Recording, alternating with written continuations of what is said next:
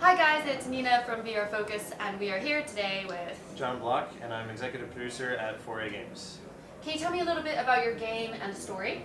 Sure, so Arctica 1 is a highly immersive AAA Russian post-apocalyptic shooter. It takes place about 100 years from now in the territory that used to be Russia.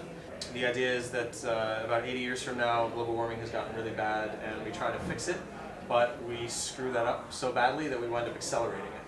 So we wind up freezing the entire planet. We plunge into a new ice age, and the only areas of the planet that are even remotely comfortably habitable are around the equator.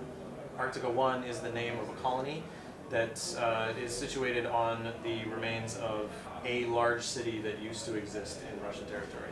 And the player is sent in to protect facilities that surround the colony, which produce resources that the colony then trades to the regions around the equator where most people that have survived are living now. And so the player protects it from bandits, marauders, looters, and other creatures and things. It feels a lot like Metro. Is that kind of where you brought that new game into this, or you were... Well, so Arctica 1 is an entirely new and different IP, but we wanted to do something that was kind of comfortable for our fans, something that felt like something that we would do. So, we stuck with the Russian post-apocalyptic idea, but we went a little bit more futuristic. So the idea being that since everything went bad 80 years from now, we've had more time to advance technology, and so you'll see in the game there's lots of high-tech weaponry, holographic interfaces, things like that. Can you tell me a little bit more about the type of weapons that are available? Yeah, so we have a number of different types of weapons. We have weapons that you would find today, so standard ballistic weapons, that use like gunpowder to shoot. We have electromagnetic enhanced weapons. We have plasma, we have laser, and various different types of bolts and beams, and various different types of weapons that do different things, that function differently, that have alternate fire modes, that's pulling and holding the trigger, or maybe cocking back the hammer for a more powerful shot. And all of that is integrated into the touch controller, so if you're cocking back the hammer, you're pulling back on the thumbstick, because it feels really natural to do that. So for VR, most VR games have got sort of a different type of teleportation method. How come you guys decided to go with yours? Can you tell us more about it? Yeah, so from the beginning, we wanted to do something that was as comfortable as possible for as many players as possible.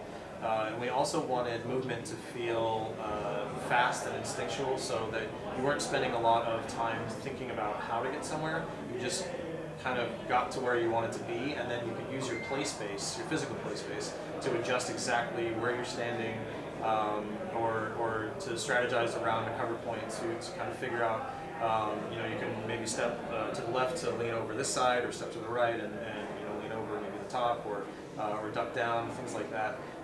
So our teleportation is built so that you don't really think about it. So you just kind of look where you want to go, and you go there. Now, there are fixed points, so we've already determined different options that we think are interesting and provide different strategic advantage. Sometimes those points will show up after you take an enemy out, so maybe an enemy's up on a balcony and you kill him, and then suddenly there's a position up there that's available now for you to take, so that you can have the advantage over the playing field as well. Can you tell me a little bit more about what platforms you're going to be on, which headsets, and what the game is going to be looking like in the future? So the game is Oculus Studios title, so it's exclusive to Oculus Touch, or Oculus Rift with Touch. It was built from the ground up for Touch, so we've been working closely with Oculus for a couple of years now to build this experience around the controllers and around what kind of gameplay experiences the controllers can provide. So how long did it take for you guys to make this game? We've been working on this game specifically with this idea for about 2.5 years now, but we had been doing about 6 to 8 months of R&D beforehand, before we settled on this idea. So we've had about 3 years of maybe a little bit more of experience working in VR. How long is the gameplay going to be? How long is the game going to be? And is it sort of done in episodes? What's it like? So the game has it's got 12 environments, 12 areas that you'll be able to go in and play. The the bit that you played today, that airport level, that's about a third of that level. So to kind of put the scope into perspective, we wanted to go for something that was AAA scope and brought a large amount of content into the VR space. Not a lot of games have done that yet, especially with games that are built specifically for VR.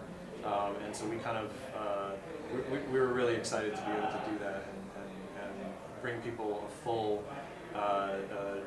AAA sized experience, that's true to our roots, the single player story driven experience that we do, I think, so well. Okay, well, is there any place where our audience can find out more information about the game? Go to foray-games.com, and we'll have more information available as we release it there, and also our Facebook and Twitter, which would be Foray Games. And do you have a release date for when the... We're releasing in Q3 of 2017, and we don't have any pricing information yet, which I figured would be the next question. Yes. All right, thank you so much. Please go to vrfocus.com for any more information and head over to the website to find out more.